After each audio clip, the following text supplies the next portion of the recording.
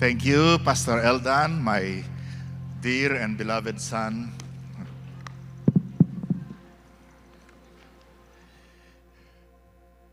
Happy Mother's Day po sa bawat isang mother na nandito.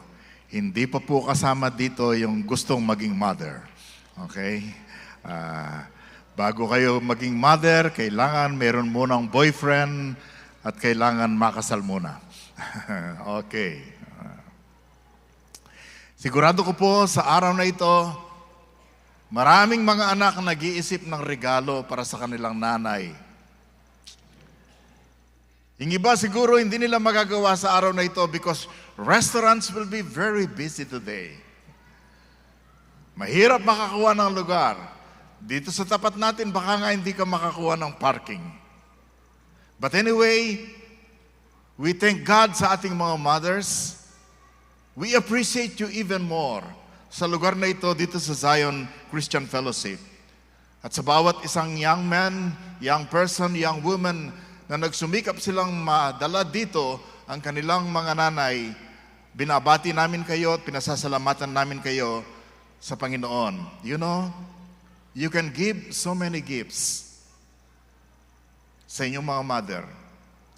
But there is the greatest, the best gift that will outshine all other gifts na dapat maibigay natin sa bawat nanay at hindi lang sa nanay, sa bawat tatay, sa bawat anak na nandito at kasama natin sa pag-worship sa umagang ito.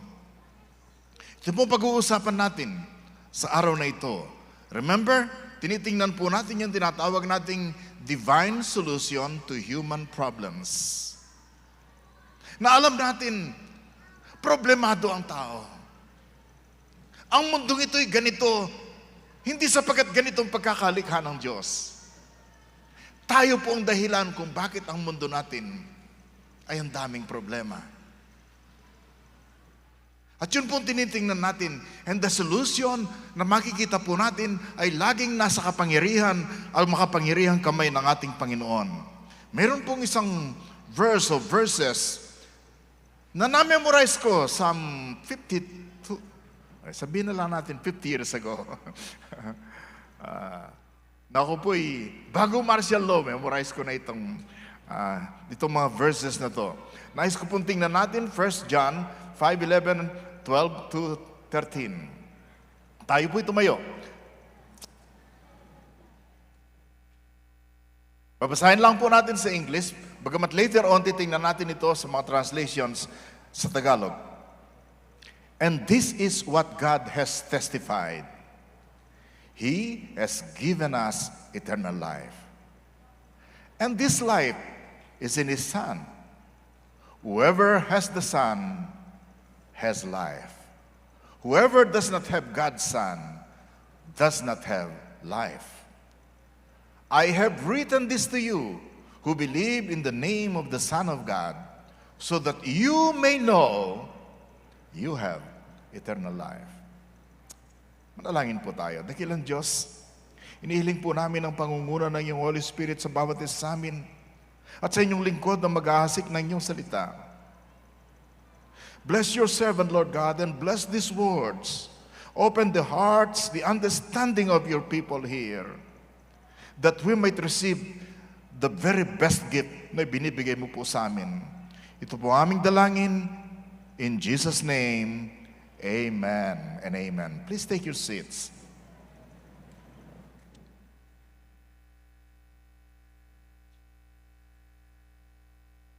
Three important questions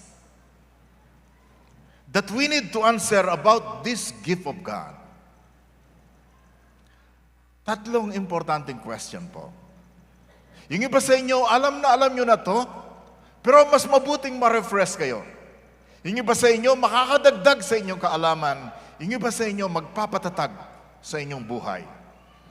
Three important questions. Number one, what is the greatest gift?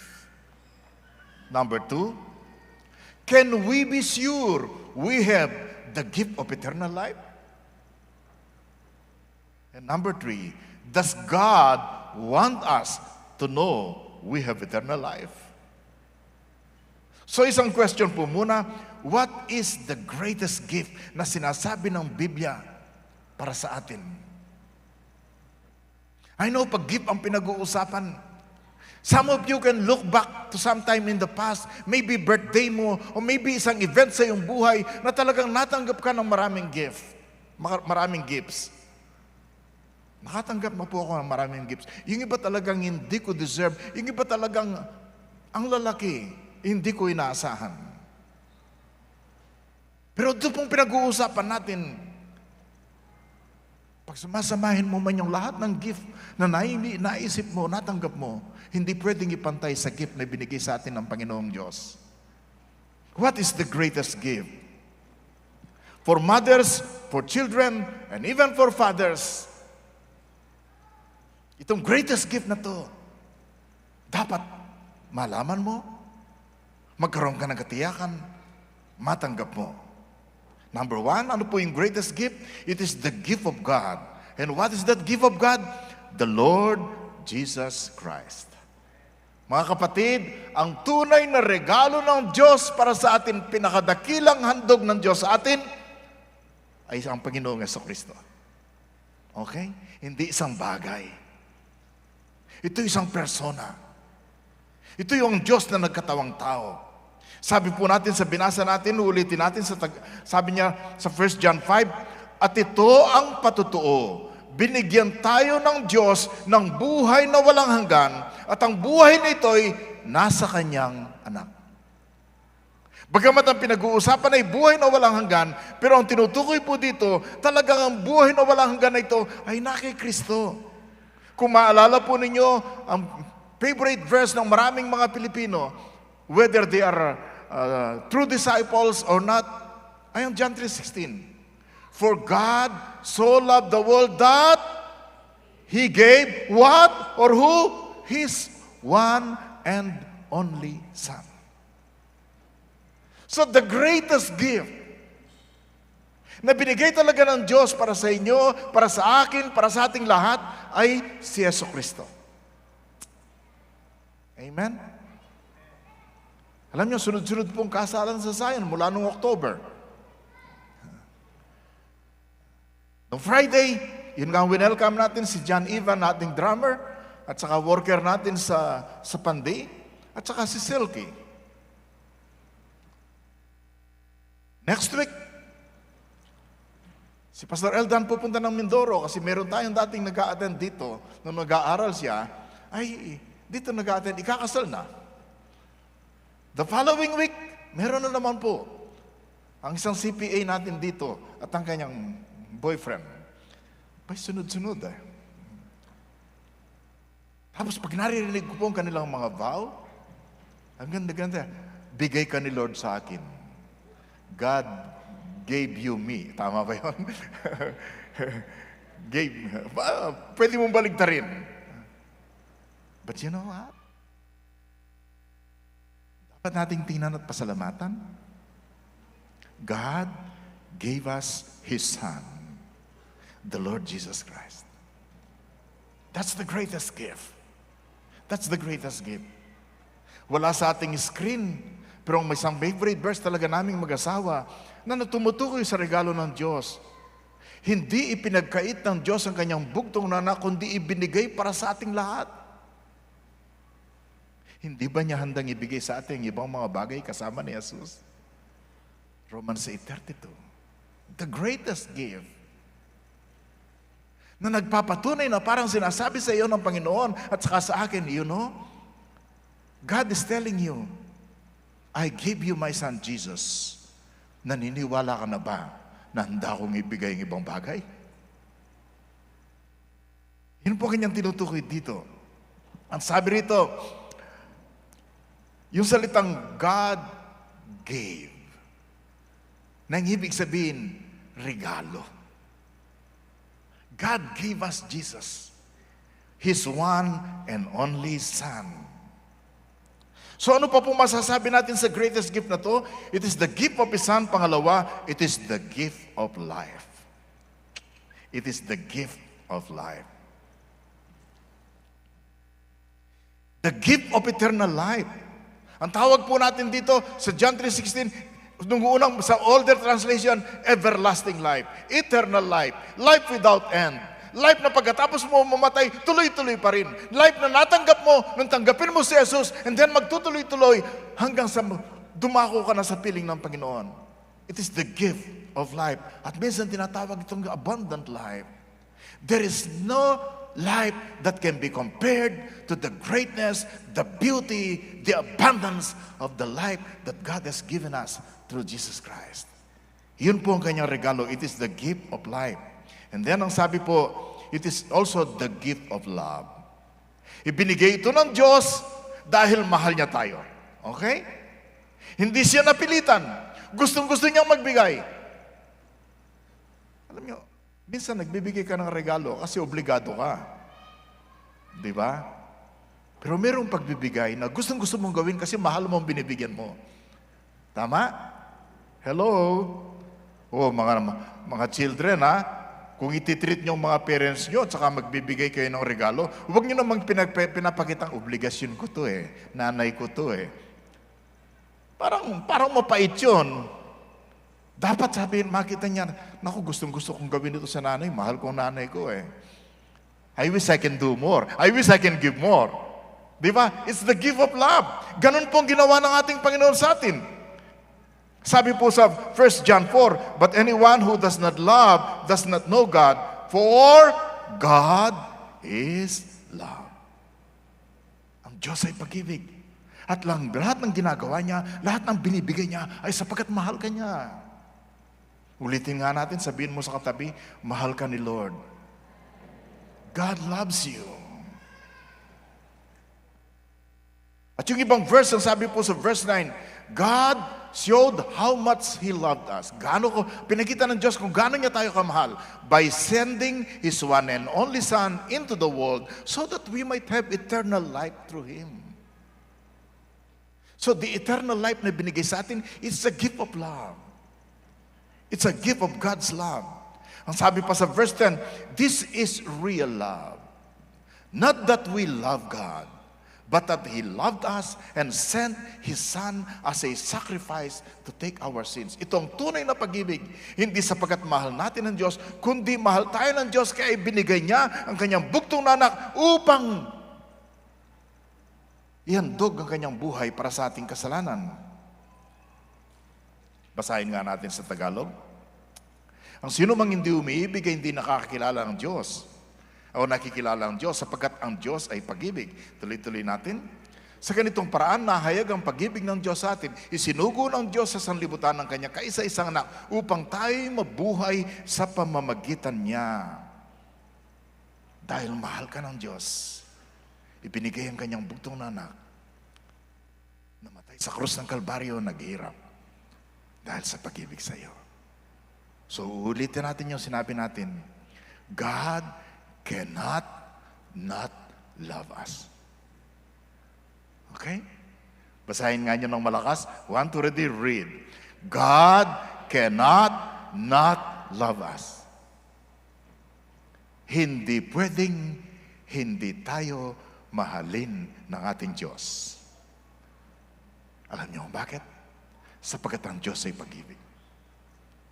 Hindi dahil kaibig-ibig tayo. On the contrary, nung si Kristo, nung pinakita ng Diyos ang kanyang pag-ibig sa atin, si Kristo ay namatay para sa atin nung tayo'y makasalanan pa. Not because we are lovable or lovely, but because God is love. And letter D, it is the gift of grace. Yung regalo pong ito ay regalo o kaloob ng biyaya. Ano po yung grace? Yung unmerited, undeserved favor. Hello? Gising pa ba kayo? Pumalakpak nga tayo ng malakas kung tayo gising. Another verse na natutunan ko po 50 years ago. At hindi ko na po nakalimutan. Of course, sa ibang translations ko sila natutuhan. Ito po yung Ephesians 2:8-9. God saved you by His grace when you believed. And you cannot take credit for this. It is the gift from God. Sa ibang translation po. Verse 8, for it is by grace you have been saved through faith. And this is not from yourselves. It is the gift of God, not by works, so that no one can boast. Nang ibig sabihin, sinasabi po ito, naligtas tayo, okay? Pero ang kaligtasan ito ay biyaya, kaloob ng Diyos. Hindi ito galing sa ating sarili. Hindi dahil mabuti ang ating mga ginawa. Ito'y regalo ng Diyos na dapat nating pakakatandaan, mga kapatid. Salvation and eternal life are pure gift. Walang pag ikaw ay pumunta ng langit, pupunta ka doon sapagkat regalo ng Diyos ang kaligtasan at ang buhay na walang hanggan. Kaya ka nakapunta doon. Walang sino mang pwedeng makarating sa langit. Sabihin niya, alam nyo, kaya ako nakarating dito, ang dami kong nagawang mabuti. You see? This is not good works. This is a gift. Magtataka nga tayo kung minsan pag mayroong namatay, sasabihin natin, ako, ayun, umuwi na sa langit ang lolo mo. Paano niya nalamang nasa langit? Marami namang natulungan yan Mas marami namang mabuting ginawa kaysa sa masamang nagawa. Alam pa ninyo, pati kaligtasan, ginagawa nating accounting, debit and credit Di ba? Kwentahin mo kung gaano karami yung mabuti at saka kung gaano karami yung masama. Pag lumampas yung mabuti, baka naman sakaling langit yan. Di ba ganun po ang ating pananaw? Maling-mali po. Eternal life is free, but it is not cheap, by the way. Ang buhay na walang hanggan ay libre, pero hindi mura. Bakit? Buhay ng Panginoon ang pinambili ng eternal life. So, wag po nating maliitin ito, wag nating murain. Ano ba yung term na yon? Let's not cheapen it, di po ba? Romans 6:23, na-memorize ng marami sa atin. For the wages of sin is death, but the free gift of God is eternal life through Christ Jesus our Lord. Sa ibang translation, wala yung free. Kasi sabi na gift na, bakit lalagyan pa ng free? Pero sa ESV at saka NASB may free. At sa Tagalog meron po. Anong sabi sa Tagalog? Ngunit ang walang bayad na kaloob ng Diyos ay buhay na walang hanggan. Nung ginagawa ko pong message na to, na-installan pala yung aking word ng Grammarly ba yun? Yung laging nagsasabi na merong mali. Lagi pong pinupula. Yan, tingnan nyo. Kinunan ko ng picture. Nung isulat ko yung the free gift of God is eternal life, kinokorek niya pati yung Biblia.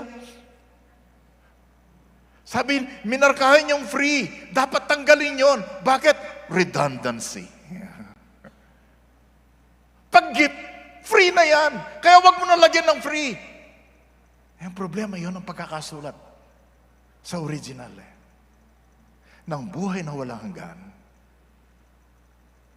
ay regalo na libre pa. Nang ibig sabihin, wala akong pwedeng gawin para sabihin mong karapat-dapat ako sa regalong ito. Ang regalong ito ay regalo ng pag-ibig. Regalong binili ng Diyos. Kaya naibibigay sa atin ito ng libre, mga kapatid. It is the most precious gift we can ever have.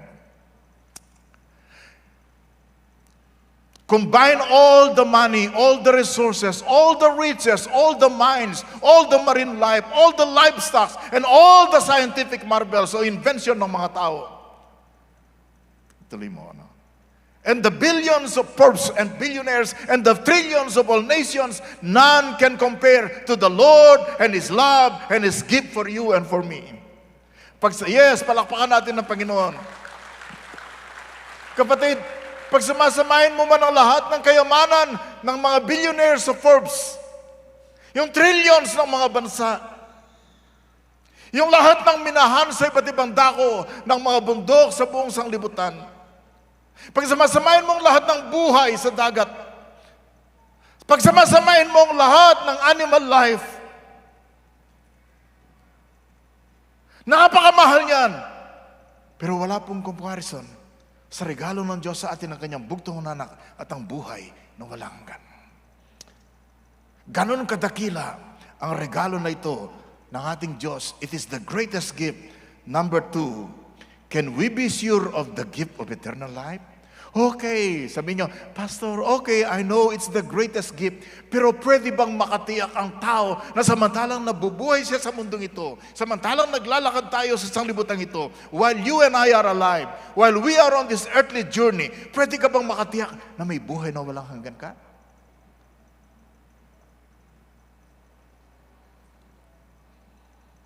Ulitin po natin verse, okay? Verse 11. And this is what God has testified. He has given us eternal life, and this life is in His Son. Whoever has the Son has life. Whoever does not have the Son of God does not have life, or God's Son does not have life. Alam po nyo, pakinggan po nyo ito, lalo na kung bago kayo sa buhay Kristiyano. Ako po, narinig ko ng gospel message nung ko'y high school. Pero hindi naging maganda ang pag-follow up sa akin, yung discipleship na tinatawag natin. Kaya ilang beses ko rin tinanggap ang Panginoon. Tuwing na-challenge ako, tumatanggap. Alam niyo po ang problema doon? Wala akong katiyakan na ako'y may buhay na walang hanggan. Kaya tanggap lang ng tanggap. Hanggang sa matutuhan ko ang verse na to. Kasi ang unang atake ng ating kaaway, pag ikaw ay bagong tanggap sa Panginoon at sinasabi mo may buhay sa iyo, ang buhay na walang hanggan ka, lalapit sa iyo Satanas at bubulungan ka. Huwag mo namang sabihin sa akin na tumanggap ka lang kay Jesus ay pinatawad ka na sa lahat ng kasalanan mo at save ka na at pupunta ka ng langit. Kasi ang unang atake ni Satanas sa iyong isip, bibigyan ka ng pagdududa kung talagang ikaw ba yung anak ng Diyos, ligtas ka ba, at pupunta ka ba sa langit. That's the first attack. At kung hindi mo alam ang salita ng Diyos, sabihin mo, ayaw nga ano, pambihira naman. Ba't ba ko naniwala doon? Ganun ba kasimple yun? Di ba? Pero kung titingnan po niyo yung verse na ating binasa, i-quote ko na lang po sa memory sa aking dating translation. And this is the testimony that God gave us eternal life. And this life is in His Son. He who has the Son has life. He who has not the Son of God does not have life. At itong patutuo. Tingnan po natin, sagutin natin ang mga verse. Who has given us eternal life? Who has given this eternal life? Si Diyos. Ang Diyos, di ba? Pangalawa, where is eternal life found? In Jesus Christ. Pangatlo, who has eternal life now? The one who has Jesus. And then pangapat, who does not have eternal life? One who does not have Jesus. Okay? Huwag kayong mag-alala. I-explain pa po natin ito. Pansinin po niyo yung mga tenses ng mga verses. Hihiram lang ako ng isang Bible dyan at saka isang ballpen. Pansinin lang yung isang tenses ng mga verses. And this is what God has testified. Ito ang ibinigay na patutuo. He has given us. Binigyan tayo. Hindi po bibigyan. Hindi po baka bigyan. Past tense na.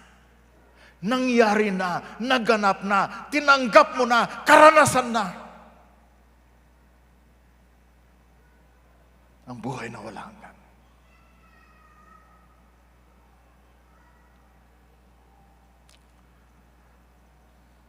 Nais ko pong i-demonstrate ito. Si Pastor Eldan ay tawagin ko.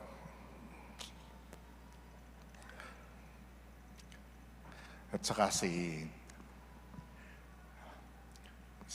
Pastor Divine. Para masabi naman nila na may love gift po sila mamaya. May love gift sila mamaya, bigay po ng ikinasal namin. Kaya sa kanila mapupunta. Okay. Si Pastor Eldan ang hahawak ng microphone. Ganito po yun. Okay? Sabi po ng verse, binigyan tayo ng Diyos ng buhay na walang hanggan. At ang buhay na walang hanggan ito ay nasa kanyang anak si Jesucristo. Okay, ganito po. Halimbawa, ito ang ating Panginoong Yesus, ang Biblia. Ito ang buhay na walang hanggan, ang ballpen. Binigyan tayo ng Diyos ng buhay na walang hanggan at ang buhay na ito ay na kay Kristo. At ang sabi ng verse, ang kinaroroonan o tumanggap kay Kristo ay may buhay na walang hanggan.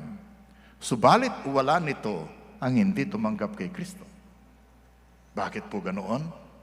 Sapagkat si Kristo, si Jesucristo ang Panginoon at ang buhay na walang hanggan ay laging magkasama yan.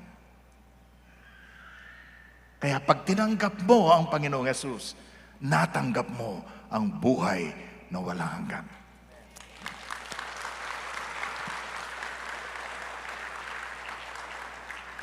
Alam nyo, nung una ko pong marinig at makita yung demonstration na yon, sabi ko, ganun pala yon. Mula noon, for the past 50 years, lalong nagkaroon ng katatagan at katiyakan ng aking pananampalataya sa regalo ng Diyos na buhay na walang hanggan. Jesus and eternal life are together. Whoever has the Son has eternal life. Kung sino man ang tumanggap o kinaroroonan ng Jesus ay may buhay. Wherever is the Son, there you will go. Kung nasaan si Kristo, siyempre nandun ka. Nasaan si Kristo? Sa langit. Saan ka pupunta? Dahil may Kristo ka at may buhay na walang hanggan? Sa langit. Alam nga naman si Kristo na nasa sayo ay nasa langit, pagkatapos pag namatay ka, pupunta ka sa ibang lugar. Alam ko, paglabas ninyo dito mamaya tanghali, taas mag-aabang kayo ng sasakyan, parang wala kayo sa langit, parang wala kayong buhay na walang hanggan, parang purgatoryong init, di ba? Pero, this is a reality na talagang tinuturo ng salita ng Panginoon. Kung sino man ang tumanggap kay Jesucristo, pupunta siya sa kinaroroonan ni Kristo. Dahil si Kristo ay nasa langit, ikaw ay pupunta sa langit sapagkat si Kristo ay nasa sayo at natanggap mo ang buhay na walang hanggan. Kung meron po kayong pag-aalinlangan sa sinabi ko, ang argument wala po sa akin. Ang argument mo ay laban sa Biblia. Third question. Malapit na po tayong matapos. Ang pang-third question po, 1 oras, okay? Does God want us to know or want you to know that you have eternal life? Okay, tinuturo, Pastor. Meron palang katiyakan sa buhay na walang hanggan. Ngayon, gusto ba ni God na malaman mo na ikaw ay may buhay na walang hanggan? Siyempre, ang sasagot natin, of course naman. Kailangan pa bang i-memorize yan? Pero tingnan po natin, liwanagin po natin mabuti. Ang realidad po, majority ng mga taong makikilala mo sa iyong community, sa iyong kung saan ka nagtatrabaho, ay hindi po tiyak. Bagamat kung minsan pag may namatay, meron silang ibang greetings eh. Oh bro, happy birthday in heaven ha.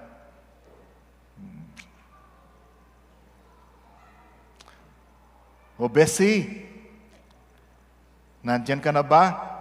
Chill ka lang, ha? Pero tanungin mo closely kung tiyak ba sila. Oh, namatay na si lolo mo. O halimbawa, namatay naman ang isang sabungero, sasabihin ng kanyang mga, oh, lolo, edi may kasama na ngayon sa San Pedro sa pagsasabong.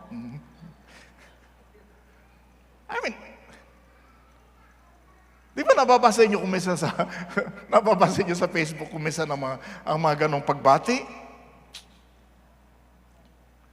Why do you think they believe that they're going to heaven? Because they think mas marami silang mabuting nagawa kaysa masama. Unfortunately, alam natin na ito po ay hindi totoo. So sa tanong natin, does God want you to know that you have eternal life? Ang sagot karamihan ng mga tao, nobody knows. Di ba? Hello? Kausap ba tayo? Nobody knows. Ano po yung ibang sagot ng iba? Only God knows. Ano po sagot ng iba naman? You will know when you die. Ako, late na yon. Di ba? Very late na yon eh. You will know when you die. Then when you die, hindi ka pala pupunta ng langit. Paano yon? That's very late. Yung iba naman, they are more humble and more truthful. I wish I could know. I wish I could know. Mga kaibigan, mga kapatid, mga mother, mga father, mga children,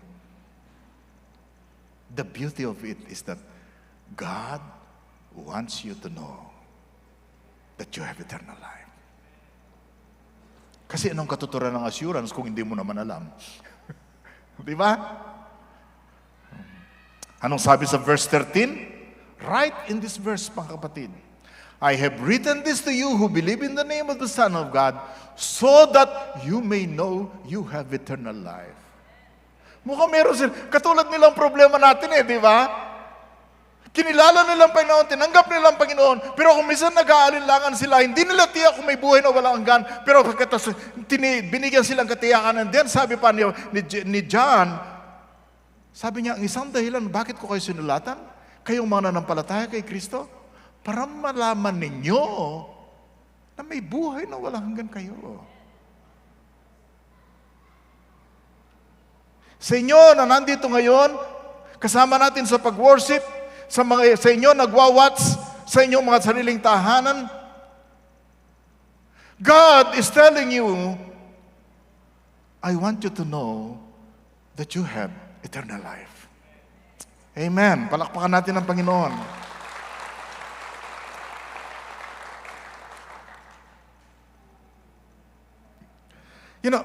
Isa pong trahedya. Isang trahedya. Sayang naman, kung meron kang eternal life, may buhay na walang hanggan ka, pero hindi mo alam na may buhay na walang hanggan ka pala.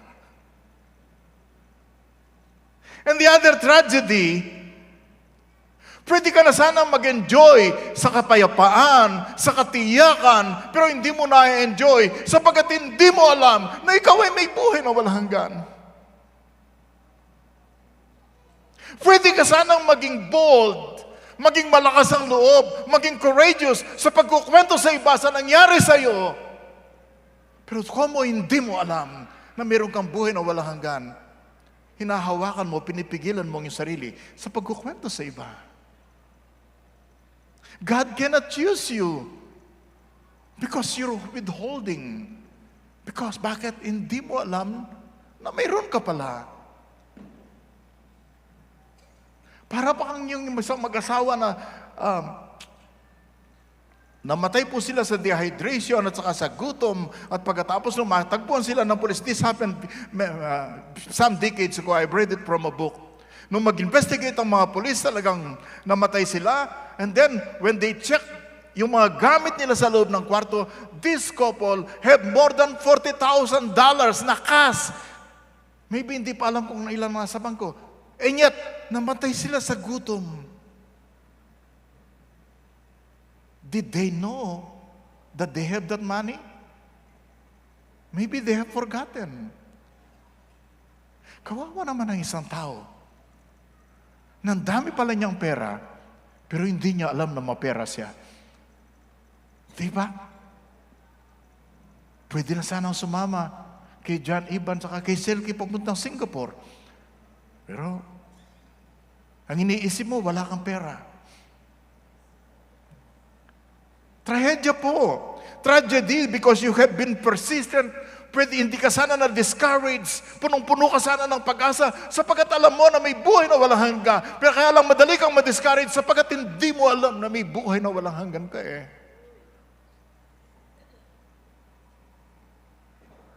Hindi mo alam na pinatawad ka na sa lahat ng kasalanan. Hindi mo alam na anak ka ng Diyos. Siguro itatanong ng iba sa inyo, Pastor, Talagang tumanggap siya sa Panginoon, nagsisi siya sa kasalanan, tinanggap niya si Jesus.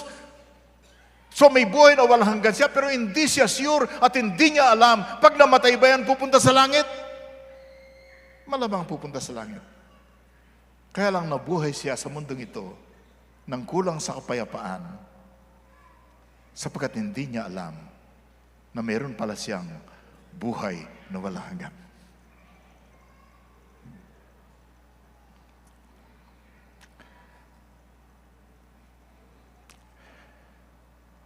Kasi po, ang totoo, no assurance, no peace, no hope. Pero pag tiyak ka, meron kang kapayapaan, meron kang pag-asa. Amen? Para sa mga mothers po, sasabihin ko lang ito. And then I will conclude, kasi may communion pa tayo. Sabi po ng ating Panginoon Jesus sa Mark 10:27, but Jesus looked at them and said, with man it is impossible, but not with God. For with God, all things are possible. Mothers, here are some of the things that God can do for you. Tingnan natin, basahin natin. There is no heart God cannot mend. Walang puso na hindi niya kayang ayusin. There is no wound God cannot heal. There is no pain God cannot redeem. There is no enemy God cannot defeat.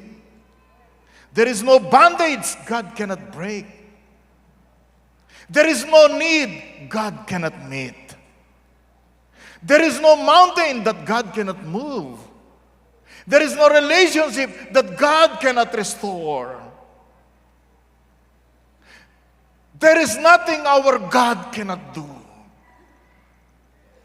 Lahat ng pait, lahat ng sakit, lahat ng problema, lahat ng bundok na aakyatin, lahat ng dagat na tatawirin, matatawid mo yan sapagkat kasama mo ang Diyos at gusto ng Diyos na tulungan ka.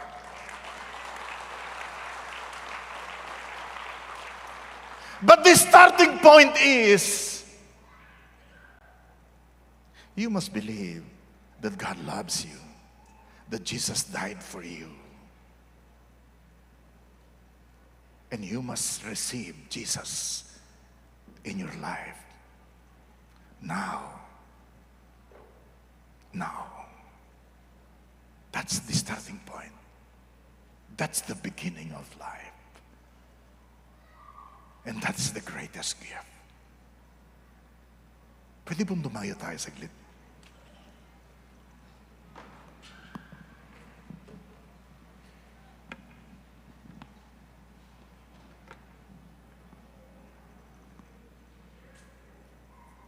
Ulitin ko po,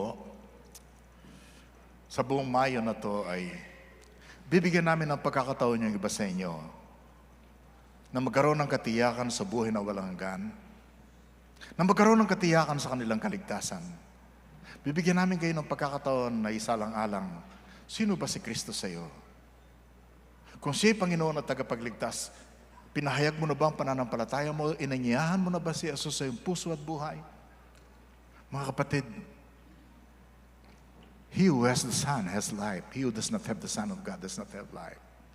Na para bagang ang buhay mo'y hanging in the balance. Pag si Kristo'y tanggap mo, mayroon kang buhay, pupunta ka sa langit. Pag si Kristo'y hindi mo tinanggap, wala kang buhay, hindi ka pupunta sa langit. Ang magiging kaiban lang, the decision you have to make. Siyempre pipiliin mo, gusto kong pumunta ng langit. Gusto kong tanggapin si Jesus. Gusto kong tanggapin ang pinakadakilang regalo ng Diyos, si Yesu Cristo. As we sing this song, and then later on sa communion, we will give you a chance to pray na tanggapin ang ating Panginoon Jesus.